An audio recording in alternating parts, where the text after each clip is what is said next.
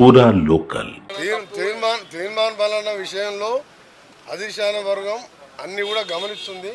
మా incharge general secretary గారు, PCC president గారు, పిసిసి ప్రెసిడెంట్ నిర్ణయ ప్రకటన చేశారు.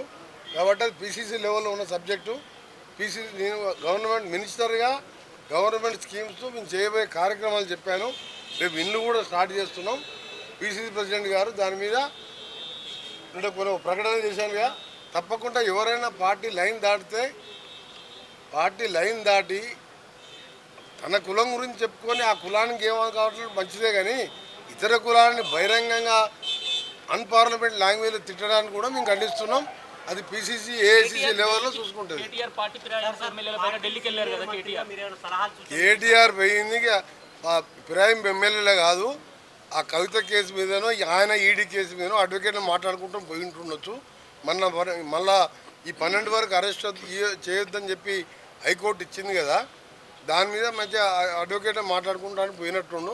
అంతే తప్ప ఆయనకు వేరే పని లేదు. ఈ 4 ఏళ్ళు 10 ఏళ్ళు ఆ కోర్టు